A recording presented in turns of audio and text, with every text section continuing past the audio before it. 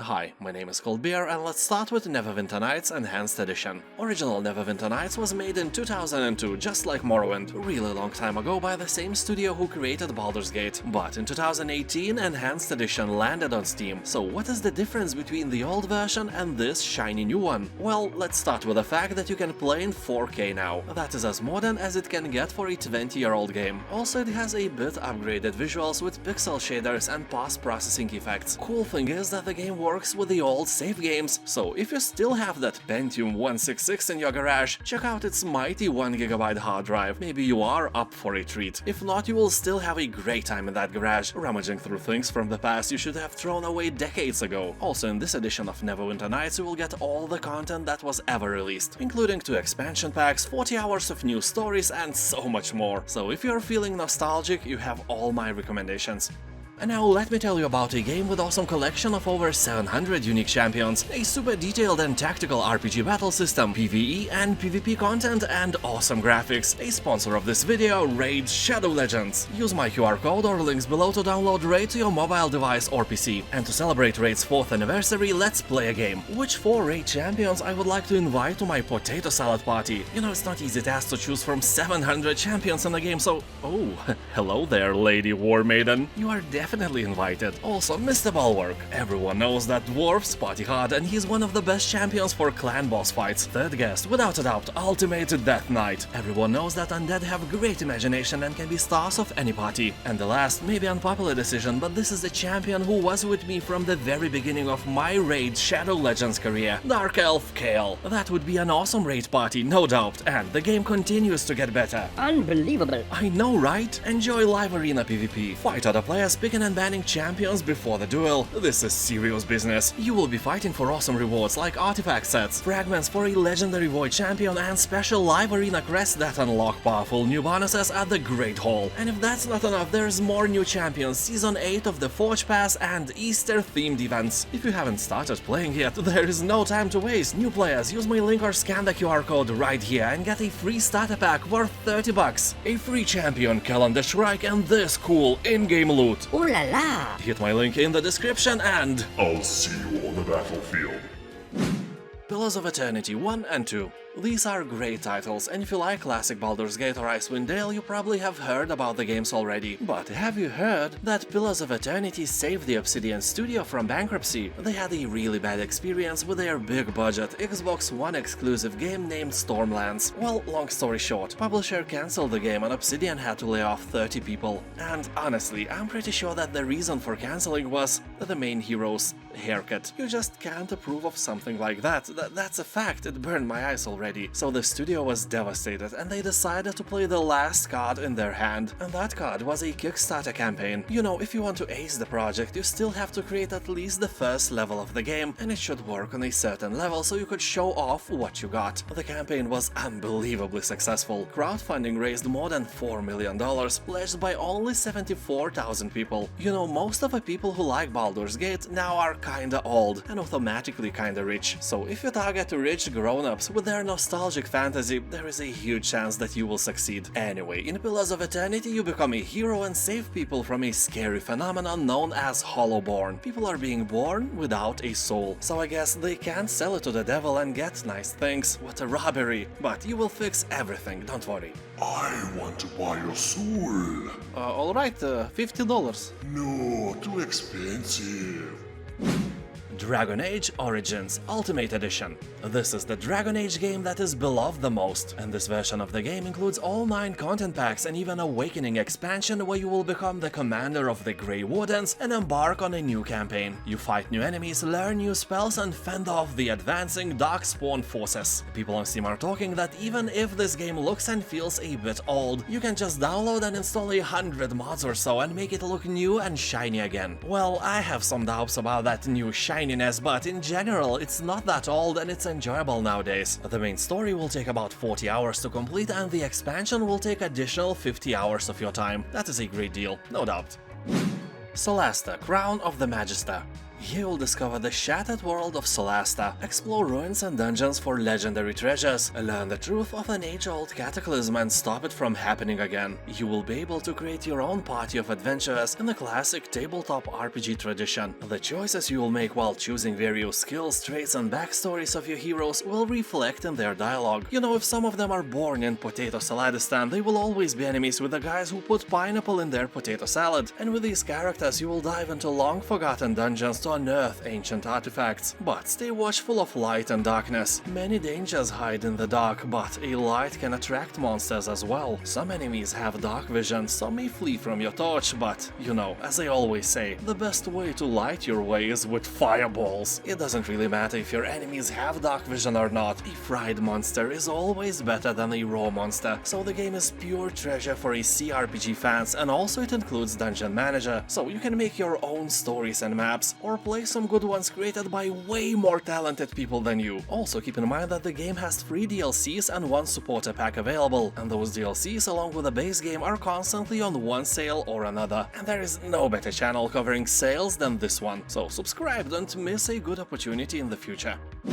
Wasteland 3 Colorado Collection. I will say bluntly, if you like tactical turn-based games, this RPG here is a must-play. It's not a recommendation or something, but the law. You must play it if you want to go, you know, to game hell after your death. Anyway, this version of the game includes both the Battle of Steeltown and Cult of the Holy Detonation expansions, as well as the Colorado Survival Gear bonus items. And the game itself is a wonderful gem for all Fallout, Baldur's Gate and all turn-based combat fans. In Wasteland 3 you will travel to the frozen wastes of Colorado to deal with gangs, cults and psychopathic clowns in effort to bring stability to the wastes. Or, you know, as always, even more chaos and even more psychopathic clowns. Yeah, not like in real life, your decisions really matter and the world will change according to your actions and reactions.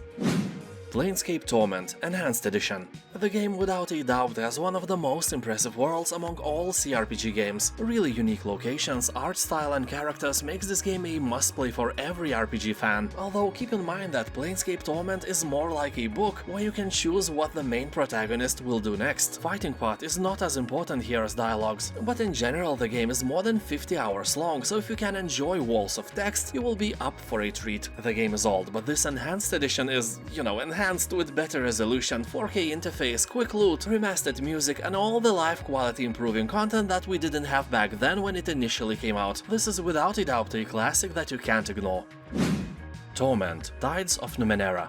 I have to say that while the game is inspired by this classic game, Tides of Numenera doesn't share the lore of Planescape Torment. Instead it shares the composer Mark Morgan, a dude who created music not only for Planescape Torment but also for Fallout 1 and 2. So in game you will hear about 50 different music tracks made by him. So here your words, choices and actions are your primary weapons, meaning that this game consists mostly of reading and talking rather than fighting. World of Numenera is really impressive. Hand-drawn original setting filled with offbeat and unpredictable items to use in and out of battle, and also cool feats of magic. Powered by technology used in the award-winning Pillars of Eternity, the game provides numerous wonders and impressive locations for you to explore. People are talking that one of the best parts of Numenera is the character creation process, good leveling mechanics and interesting NPCs, but boy oh boy, there are so many comments ranting about the reading part.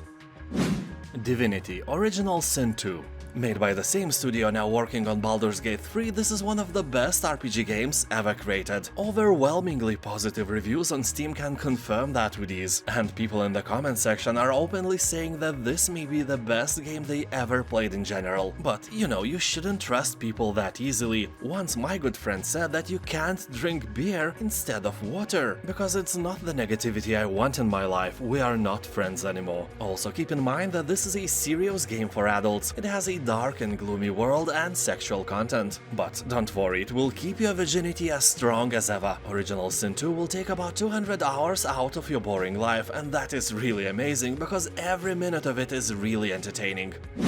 Wildermyth. Well, this may be a little bit of a stretch for me to put it in this list, but in general, if you like CRPGs, there is no way on earth that you won't like this party-based RPG with turn-based tactical combat. Game has overwhelmingly positive reviews on Steam, meaning that it is close to a masterpiece and it is blasphemy to ignore it. Literally, you will burn in hell of your religion of choice if you at least don't watch the short overview of Wildermyth till the end. Or for an atheist, you'll find cat hairs in your coffee all the time, even if you don't own a cat. Way worse than hell. So like the best tabletop role-playing experiences, this game gives you choices and answers your every decision with consequences that drive your characters forward. The best thing is that all heroes here will die someday. Yeah, that is probably not the best thing, to be honest, but here you'll get to hold on to your favorites, reintroduce them in the next adventure, and over many lifetimes you create your own legendary pantheon. This game is truly great. Tyranny.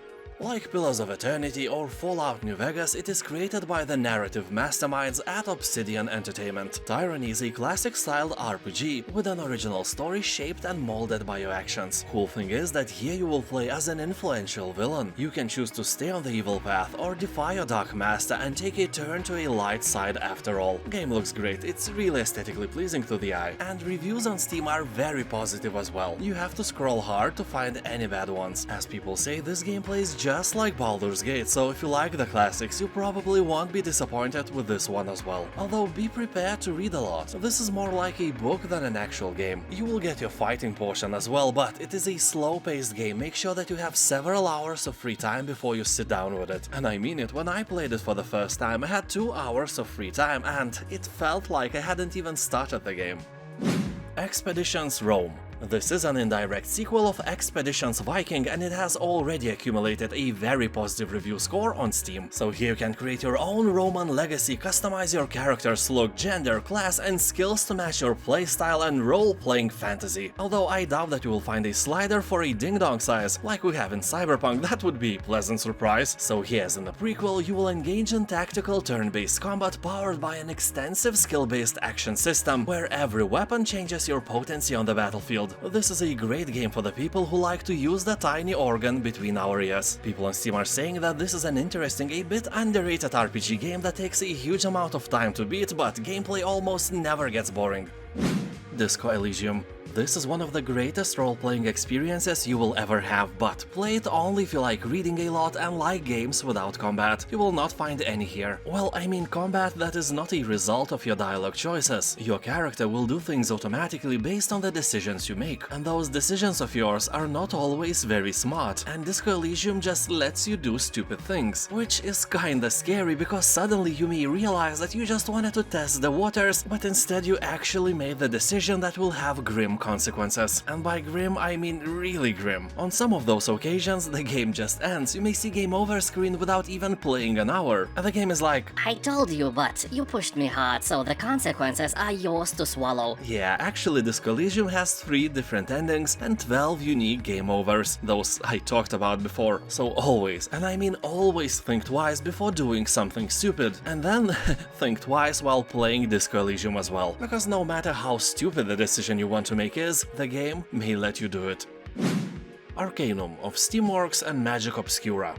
There is a big chance that you have missed this game 22 years ago. Well, I absolutely did. I have no idea why it wasn't popular in Lithuania back then when every kid was playing Baldur's Gate 8 times in a row. So Arcanum of Steamworks and Magick Obscura is a straight highway to Nostalgia Town. Good thing is that the game was made in the time when everyone wasn't woke, and some themes in the game are being thoroughly avoided by most of the games nowadays. Also, the game is not dumbed down. You know, I just recently played Diablo 4. It is a really fun game, but made in a way that an absolute idiot could play it. You don't even need to arrange stats anymore, everything is done for you. You just click, click, click and you win. That is amazing, but, you know, it's not the same as before. And that is not the case in all good games. Here you'll find 16 primary skills, including gambling and healing, 80 spells with 16 colleges of magic, and 56 technological degrees with 8 disciplines. The game is huge and replayability is really high as well. Like really, I'm not kidding, here you'll find more than 300 unique characters and monster types. People on Steam are saying that if they could sell their soul to the devil for the remastered version, it will be a great bargain. Sadly, most of them are probably redheads, so the devil is not interested. Well, anyway, let's hope to see a remastered version someday in the future.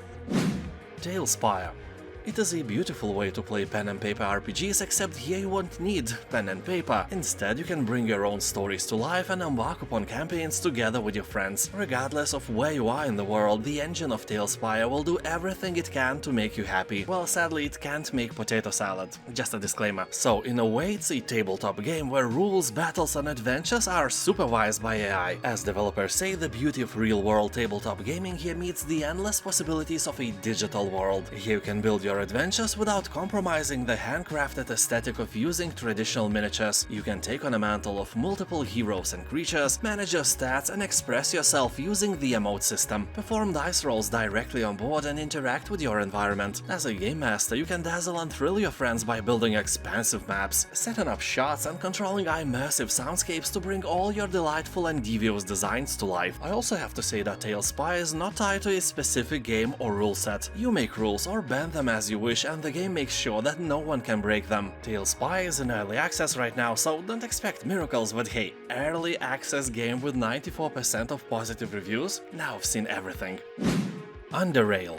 The game is set in a distant future when life on the surface has long gone and the only remnants of humanity now dwell in the Underrail, a vast system of metro station states that, it seems, are the last bastions of a fading race. Here you take control of one of the denizens of such a station state, whose life is about to become all that much more interesting and dangerous as you are caught in the middle of conflicting factions of the Underrail as they violently struggle to survive in the harsh underground environment. The game will take about 60 hours of your boring life, so it's a decent storyteller, although it's difficult and may sometimes infuriate you. That's it guys, thank you for watching, have a nice day and I'll see you Next time. Bye.